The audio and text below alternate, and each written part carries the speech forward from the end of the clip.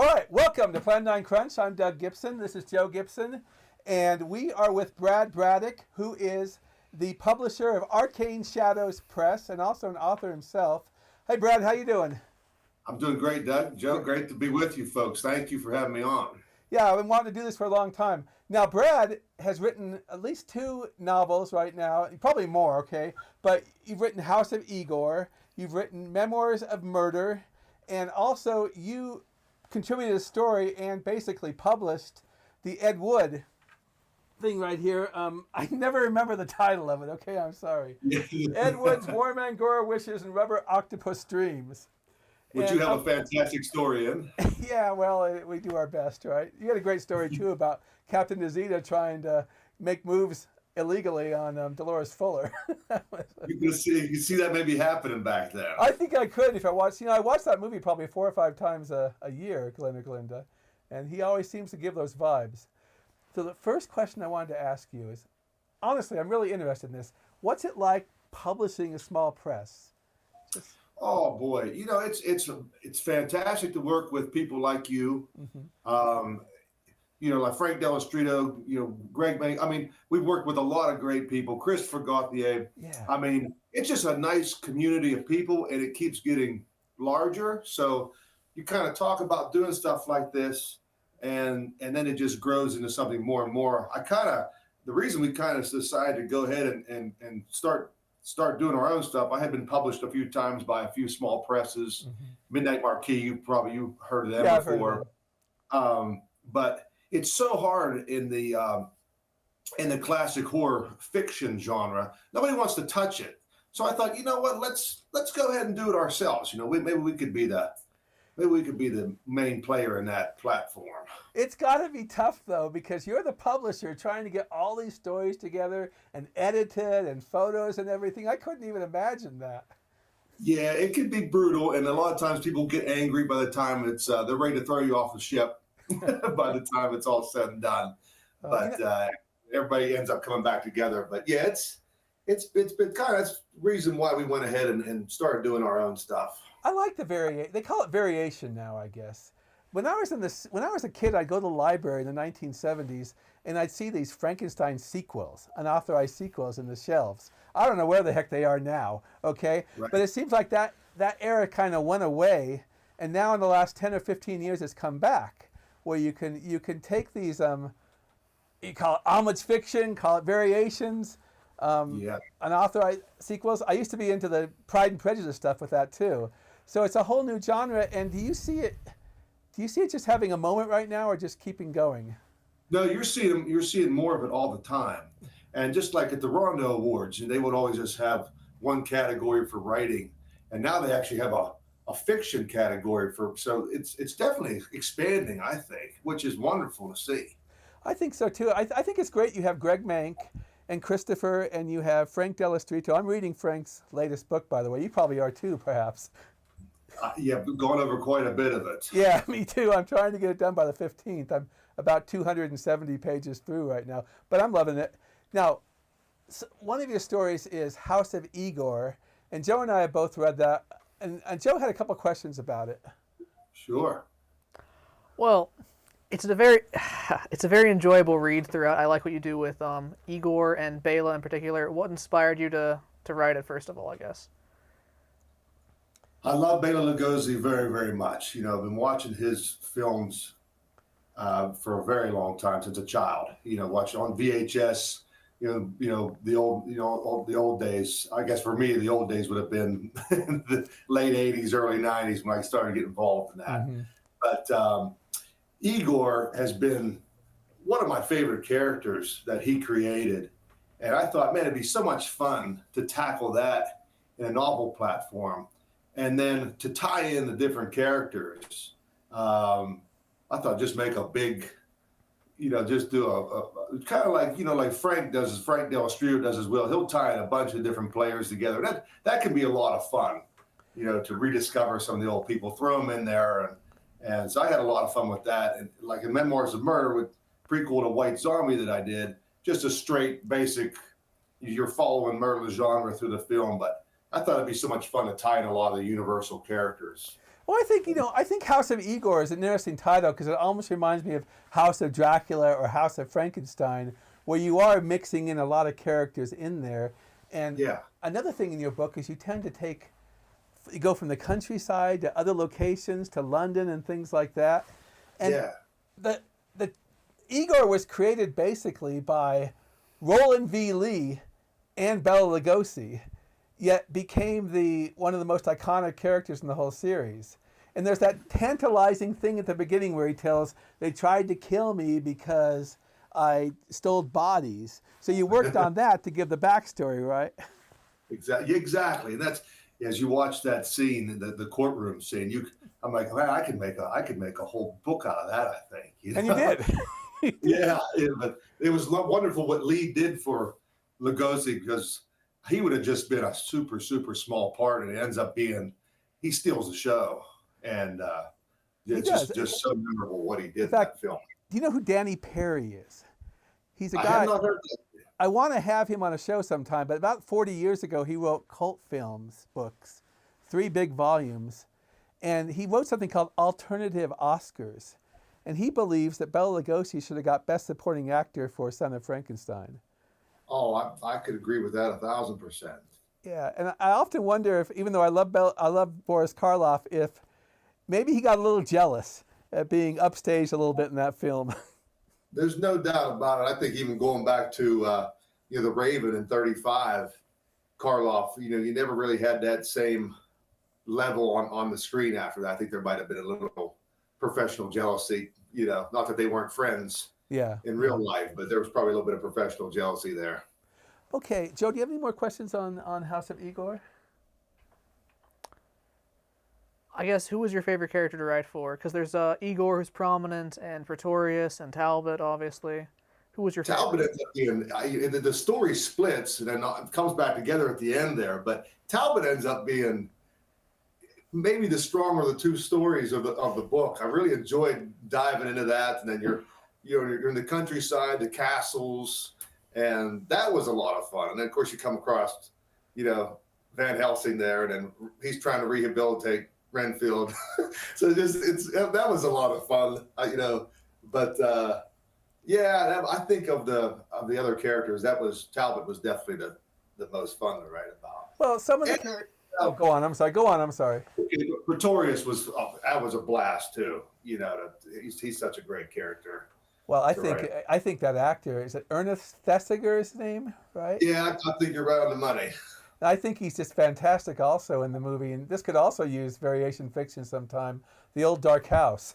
I was thinking the same thing you were when you said it. Yeah, love that movie. Might just watch it tonight because you said that. Yeah, but probably. You mentioned pathos, and in Chillers, you write about Vampire Bat, right?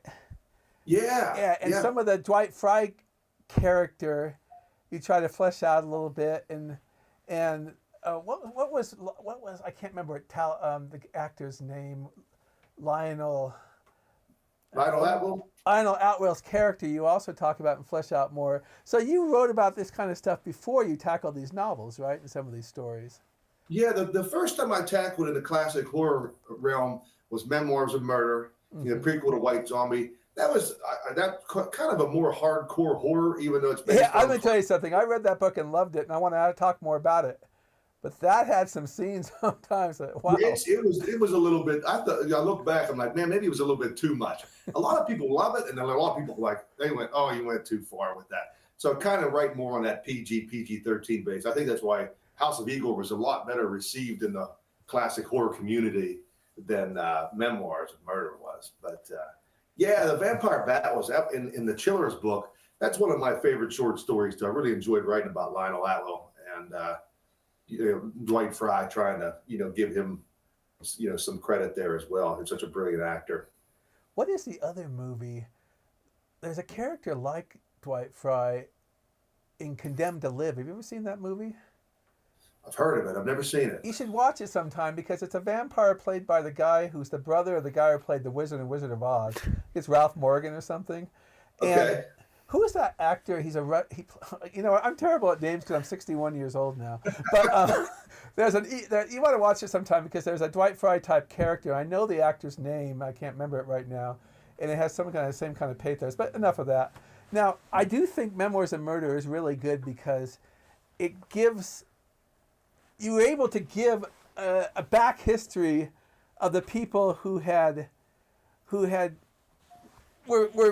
bad to Alejandre, and then him getting his revenge. But he also has unrequited love in that story. And expound on that and how that made him turned him into the man he was. I'm thinking. Yeah, it's like Dracula. It's just the strangest love story ever told. Yeah. But, yeah, he definitely falls in love pretty quick, but and then wants her obviously. But yeah, I tried to give some backstory to some of the zombies that were in White Zombie. It was fun to write. Little like I said, little definitely brutal though. Definitely brutal. Yeah, I try to read that book before I watch White Zombie at least once a year. Oh, that's awesome to hear. Yeah, and I look and I say, hey, I know this guy's backstory when I'm watching it, and stuff. Oh, like that's cool. That's very cool to hear. Yeah, I had a blast writing that. Now, I also read a book of yours. I don't know how old it is. I picked it up when we made this appointment. It's right here. It's called Death Doth Hold Name. Yeah. And I found it very interesting and very wild because I don't know anything about the outdoors. I don't know about hawks, and things like that fighting each other. And John Adams living in the house, not realizing he's dead. But tell me how, because it's one of the wildest stories I've ever read. And this guy's there, and he's got heart problems. He has to eat the heart of a what is it? Yeah, the heart of a raven. Yeah, heart of a raven, yeah, because they have the ravens too. And then he has a girlfriend who comes over occasionally, and then apparently his wife is an evil person also. I want to know the thought process that goes into creating that kind of story. Yeah, that's interesting. So my father's always been an outdoorsman, and he would tell me about, great horned owls will hunt ravens or crows, at night, and in turn, the flock of ravens or crows will hunt the great horned owls during the day. So I'm like, and then I'm like, geez, that'd be kind of make a neat story out of it.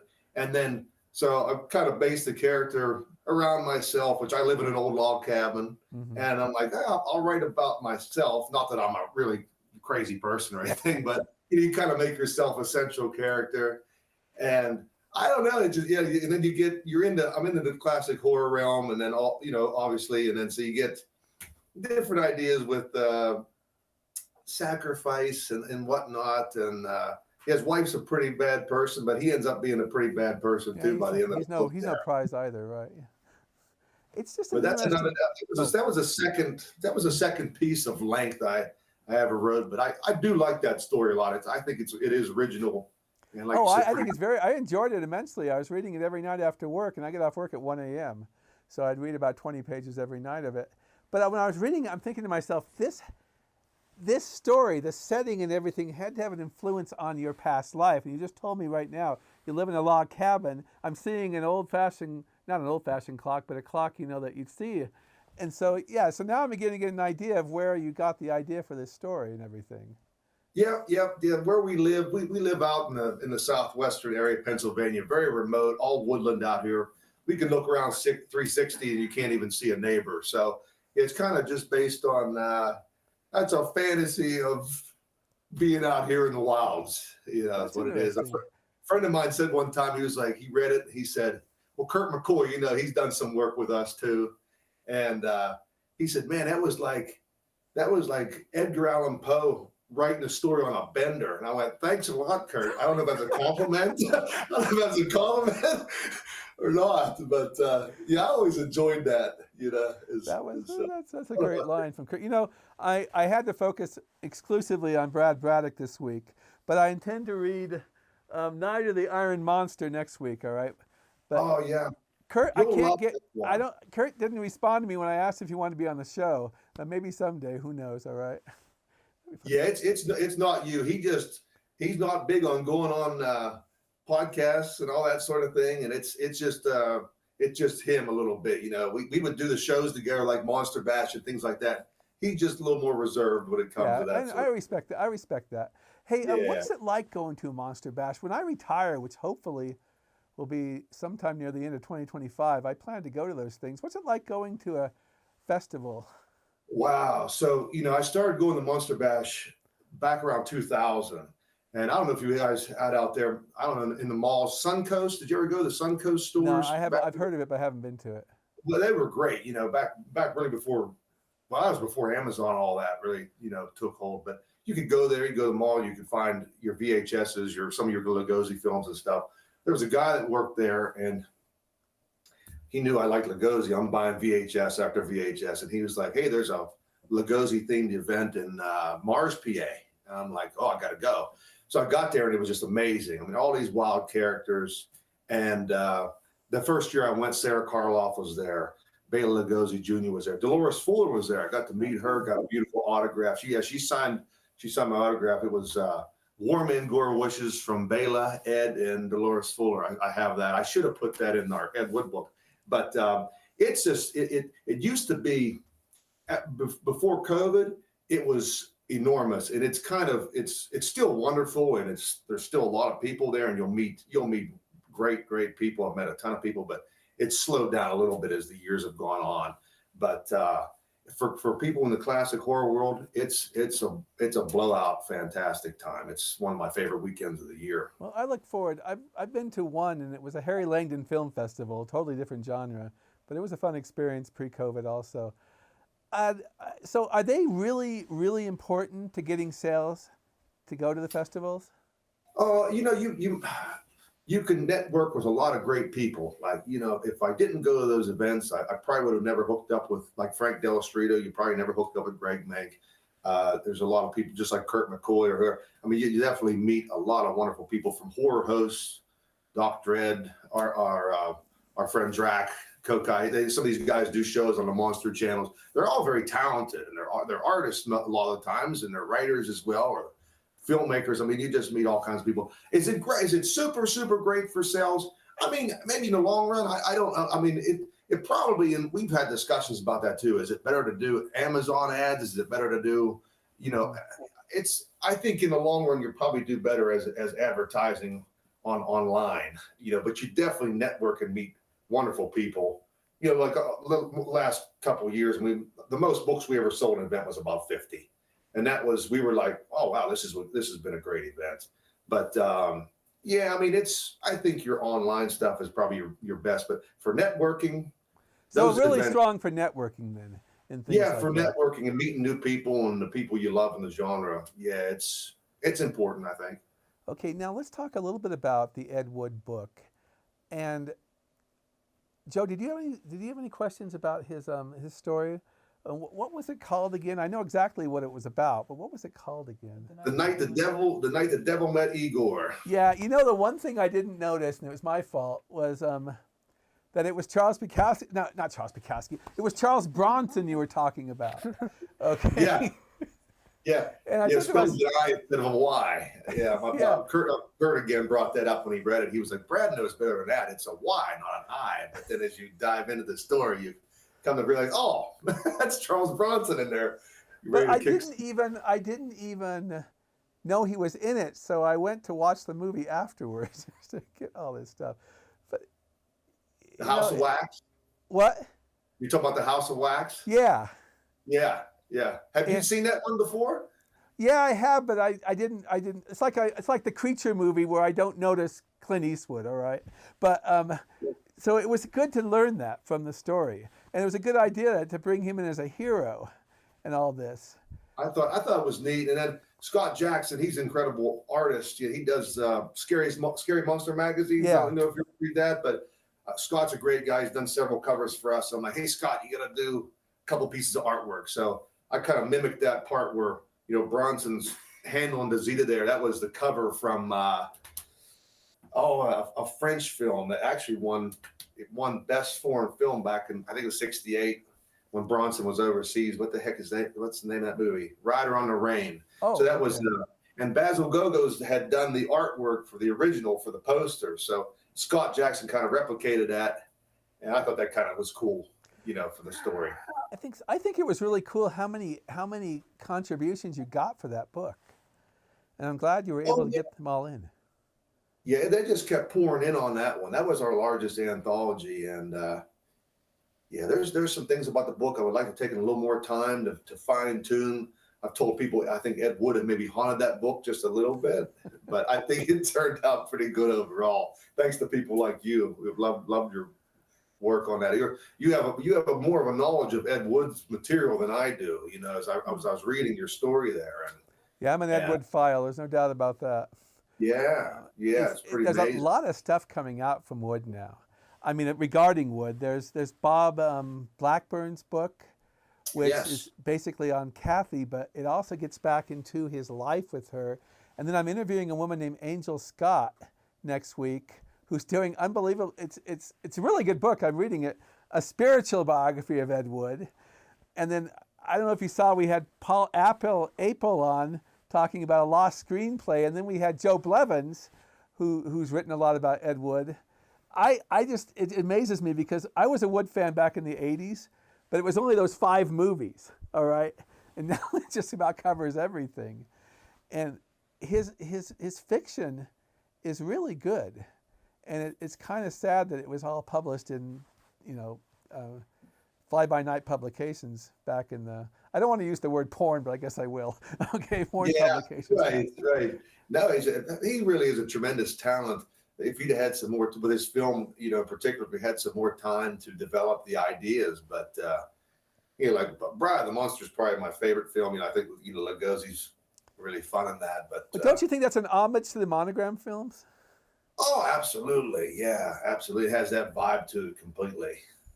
Yeah. Completely. And what's interesting about it, it's one of the few films that would be an homage to the 40s that has science fiction in it also. Good point. Yeah, that was starting to get very big at the time. Now, do you have anything planned for Arcane Shadows in the future? I'm just wondering.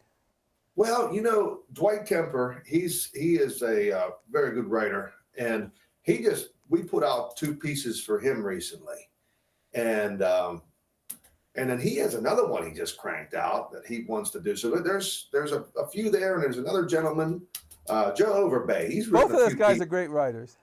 Yeah, he has another piece, but there's always something around the bend that we could be working on or you doing. You can keep it to yourself right now if you want to. Don't worry. Okay. No, that's okay. Yeah, there's always. Yeah, I mean that'd be the couple that's coming to mind right now. I know there's some. Oh, the big one, the big one would be not that those guys aren't those guys aren't major, but Christopher Gauthier, who won the Rondo for his Dracula Never Dies, his volume 2 hopes to be out in February. Yeah, he said is it Valentine's Day? Yeah, he wants to release it the same day Dracula came out, and but yeah, I'll confess, I've read a lot of volume 2. Okay. Yeah, he does a tremendous job. So yeah, that was a book that's interesting because I think Chris is a bit controversial at times, but the book was so darn good you couldn't deny it. All right. Yeah, he nailed the Rondo for it. Yeah. He can't take nothing away. But yeah, he's got some haters, but he's always a lot more lovers than haters. So yeah, I'm a good friend of his too. I like him. Yeah, and myself. It seemed like that book almost seemed like a primal scream to me. Okay. It's wild stuff. Yeah. It's wild stuff.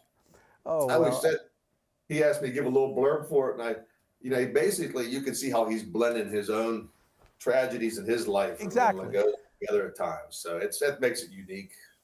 And that's the problem I have sometimes.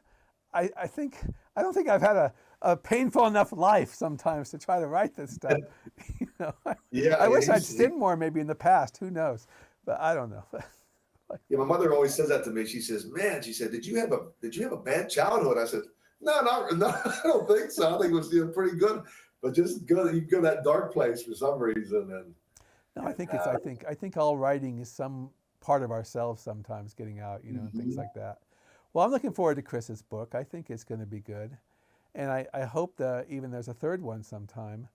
I wanted to talk a little bit about your story in the Monogram Anthology, which I thought was pretty cool too when that came out.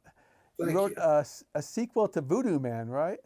Yeah, that was a blast too, because I ended up taking John Carradine. John Carradine was in 2 different of the Monogram films, so in the one he plays a half-wit, which was in Voodoo Man, and then in the other one he plays a professor there. And so I I made him as twin brothers, and That was cool. the half-wit comes back to torment to torment his brothers. So I thought that was kind of a fun, just a wild story to have a blast with. I like the idea the Monogram Anthology came out around the time the Monogram 9 came out. And the Monogram 9 was an interesting book, but it was a little bit academic, okay, Yeah. to the point where I loved it, but I'm thinking, I loved a book that would just give us some good old-fashioned grind stories from the Monogram movies. Yeah, I enjoyed that. Gary Rhodes and Robert Guffey, I believe. That was a good book by both of them. Yes, fascinating. Yeah, book. I chatted with some people on that, and after you read the studies, you felt like some of those Monogram books were like Casablanca or something. You know, the way they were describing. I mean, they really dove deep into it on a very high level. But our Monogram book was just kind of more of a let's pay homage, but let's have fun with it. Yeah, I enjoyed the book. I thought there was a story, I can't remember who wrote it, about Bowery at Midnight, where what? Who wrote it? It's one of my favorite. His name is Todd Sheba. Yeah, and he did a couple stories with the press. Haven't spoke to him for a while. He's a great guy. But that was one of my. I love the ending there with the he's got his head sewn onto something, and the cat is licking his eyes.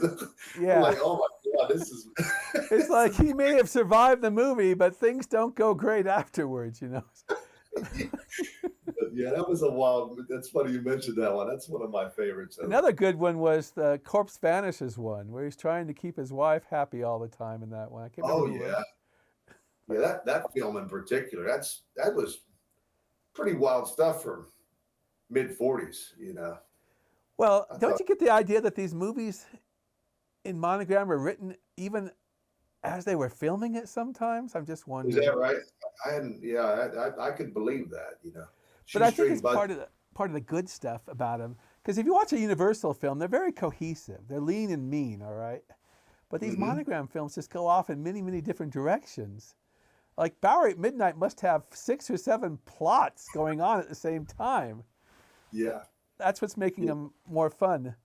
It's funny, Joe here is a Godzilla guy, a Kaiju guy, okay? I am too. Yeah, well, you should read some of his stuff because he puts me to shame. They're 5,000-6,000 words. Oh, I'd love to read it. Yeah, absolutely. It's at plan9crunch.com. He just did a 3-part. Well, I started writing a piece based on Godzilla and different characters and the Golden Bat. I don't know if you've ever heard of the Golden Bat. It's a fantastic Japanese film, but that's kind of tying things together again. Of course, you can't never be able to publish that. But I hear Toho is very, very tough on unless maybe you can submit it to. But I'd love to read it, Joe. That'd be wonderful. He actually had a story. What was he went to the National Undergraduate, what's it called? Oh, we don't need to talk about that. It was a literary conference where he gave a paper at a university on, what was the movie again? Gamera versus Giron, and I was comparing it to Jungian thought. That's not important. It just happened. Okay. So how many people are doing Gamera versus Giron and comparing it to Carl Jungian, all right? Give it to him. The one and only, that's Joe. No, he puts me to shame when it comes to That's not true. Deconstructing some of these things. But I guess the question that leads to this is, I grew up, the only time I got to see movies as a kid were Castle films, all right? And they would sometimes show them in school, believe it or not. But if Frankenstein was on, it always was on at 10 o'clock, and I had to go to bed at 8:30. And so I didn't see one of these horror films for a long time until I was like 12 and could negotiate with my parents, okay? How did you get into the monster kid genre? You know, my mother was, when I was, growing up, she'd always be down in the basement in the evenings. Lights would be out, and she loved to smoke. She was like a human fog machine. Back in the 80s, it was no big deal to smoke around the kids all the time. Yeah. So my friends would be over, and my grandfather had a pool table. We'd be shooting some pool or something. She'd be smoking, like I said, human fog machine, rolling through the dark basement. But then she'd have the old movies on. She'd be watching old Cary Grant movies, like Arsenic Gold Lace would be on, or Dracula might be on. So she'd be watching Turner Classic Movies. I I love black and white, and then that just became so fascinating to me. And then so we'd finally, me and my buddies, we'd sit down and be like, well, what's this one? And then what's on tomorrow night? So that's how I got into that. And then for me, I'm 43, but back that had been in the 80s for me. So that's how I got fascinated with these old films. I just thought it just transports you to another world. It did for me anyway. The first Lugosi film I saw was Son of Frankenstein. I liked it a lot. And that was probably the first one I ever saw. And then I saw a film called The Man with Nine Lives one time with Karloff. It was harder to see these films back then, okay? Pre-VHS. Then I saw Dracula, and I was hooked at that point. But I remember in the 90s trying to, for a long time, it would cost $30 to buy a cheap copy of The Ape Man, for example. And I still have some of those. And now it's just wonderful. They're everywhere, essentially.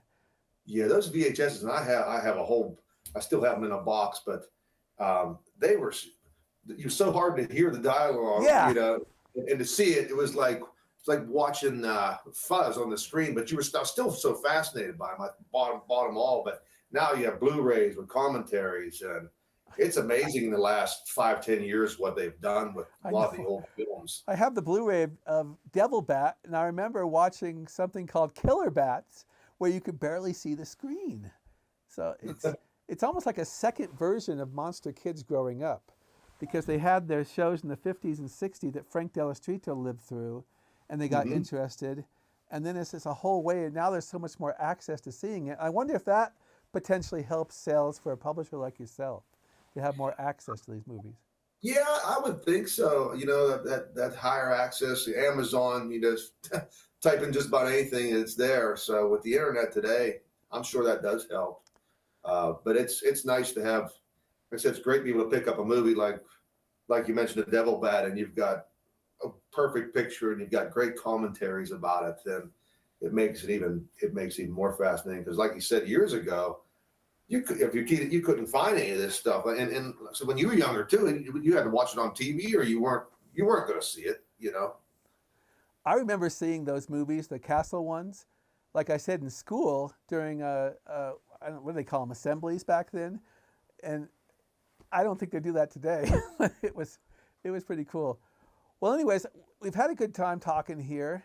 And is there anything else you want to say that we may not have talked about that you think is important to talk about your work and things like that? No, we know a lot of different stuff. So it's great. Joe's writing. I'd like to read some of that. That's wonderful. I know your history, Doug. You're a journalist, and you've done a fantastic body of work over your lifetime and continue to. And congratulations to both of you. And I'm very thankful you had me on. And thank you for taking a look at my stuff. That means the world to me. Well, we appreciate you too. I want to say plan9crunch.com is the blog, and we have stories there, including Joe's stuff. Also, we're Plan 9 Crunch at YouTube. Give us a subscribe, people. We're growing, and we've been doing like 70 of these things since the spring. And we're Plan 9 Crunch on TikTok, where my daughter sometimes gives Sophie's Dracula moment or Bela Lugosi observation. And on Facebook, it's Plan 9 Crunch podcast and blog. And I guess I would just say thank you, and that's a wrap.